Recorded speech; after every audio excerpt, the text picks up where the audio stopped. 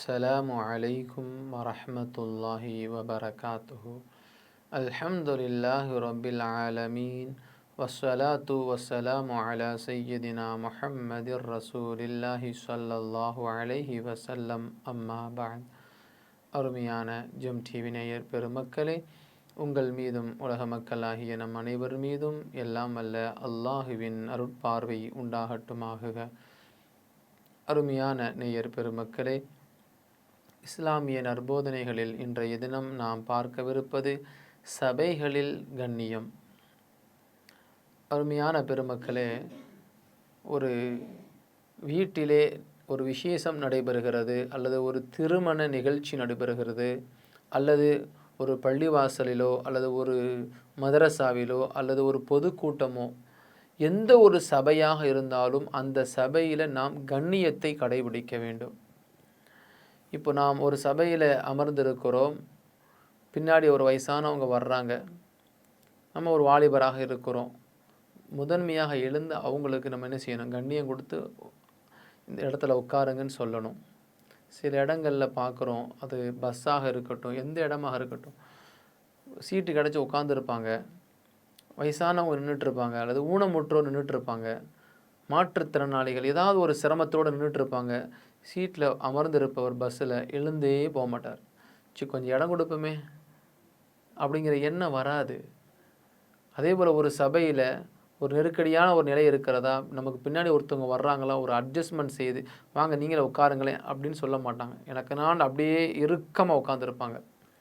நபிகள் நாயகம் ரசூலுல்லாஹி ஸல்லல்லாஹு அலைஹி வஸல்லம் அவர்கள் சொல்லுவார்கள், தன் வாழ்க்கையில் எந்த ஒரு மனிதன் உன் சகோதரனுக்காக வேண்டி நீ இருக்கும் அவையில் இடம் ஏற்படுத்தி கொடுப்பது என்பது இருக்கிறதே, அவனுடைய அன்பை அதிகரிக்கக்கூடியதாக இருக்கும். தெரிந்தவராக இருந்தாலும் சரி, தெரியாதவராக இருந்தாலும் சரி, அன்பை அதிகப்படுத்தக்கூடிய ஒரு வேலையாக அது அமைந்து விடுகிறது. அது மட்டும் இல்லை, நபிகள் நாயகம் ரசூலுல்லாஹி ஸல்லல்லாஹு அலைஹி வஸல்லம் அவர்களுடைய வாழ்க்கையில் நடந்த ஒரு சம்பவம் அப்படித்தான் இருக்கிறது. அல்லாஹுவே திருக்குர்ஆன் ஷரீஃபிலே இப்படித்தான் குறிப்பிட்டு காட்டுகிறான், சபையில் எப்படி நடந்து கொள்ள வேண்டும். யா அய்யுஹல்லதீன ஆமனூ இதா கீல லகும் தஃபஸ்ஸஹூ ஃபில் மஜாலிஸி ஃபஃப்ஸஹூ யஃப்ஸஹில்லாஹு லகும் என்கிற ஒரு வசனத்தில் அல்லாஹ் இப்படி குறிப்பிட்டு காட்டுகிறான், ஈமான் கொண்ட பெருமக்களே, அவைகளில் நீங்கள் நகர்ந்து இடம் ஏற்படுத்தி கொடுங்கள். சபைகளிலே நீங்கள் நகர்ந்து இடம் ஏற்படுத்தி கொடுங்கள் என்று உங்களிடம் கூறப்பட்டால் இடம் ஏற்படுத்தி கொடுங்கள், உங்களுக்கு அல்லாஹ் இடம் ஏற்படுத்தி தருவான் என்று கூறுகிறான். ஸல்லல்லாஹு அலைஹி வஸல்லம் அவர்கள் பள்ளிவாசலில் தொழுகைக்காக வேண்டி அமர்ந்திருக்கிறாங்க. அந்த இடத்துல வந்துட்டு பெருசாக ஒன்றும் கூட்டம்லாம் கிடையாது.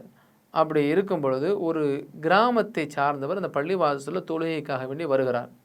அப்படி வந்த உடனே ஸல்லல்லாஹு அலைஹி வஸல்லம் அவர்கள் கொஞ்சம் எழுந்து இடம் கொடுக்குறாங்க.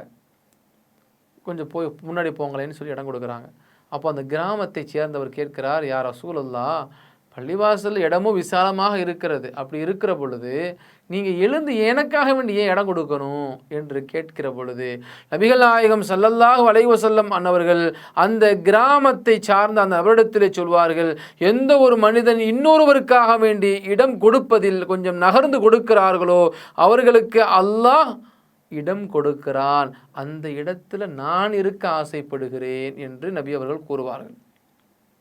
ஒருவர் அமர்ந்திருக்கும் சபையிலே அவருடைய சகோதரர் வந்தாலோ, அவருக்காக வேண்டி வேற ஏதேனும் ஒரு நபர்கள் வந்தாலோ, அந்த நபருக்காக வேண்டி எந்த ஒரு மனிதன் இடம் அளிக்கிறானோ, சற்று இசைந்து கொடுக்கிறானோ, கொஞ்சம் அமருங்களேன், கொஞ்சம் கஷ்டமாக தான் இருக்குது, உட்கார்றதுக்கு இடம் இல்லை, கொஞ்சம் அட்ஜஸ்ட் பண்ணி உட்காருங்களேன். சில கூட்டம் அதிகமாக இருக்கும் சபையில், அப்போ கொஞ்சம் உட்கார்றதுக்கு இடம் இருக்காது, நிறைய பேர் நின்றுட்டுருக்கிறாங்கன்னு சொன்னால் நம்ம என்ன செய்யணும்? நம்ம முடிஞ்ச அளவு கொஞ்சம் ஒதுக்கி வாங்க நீங்களும் வந்து உட்காருங்களேன்னு சொல்லணுமா?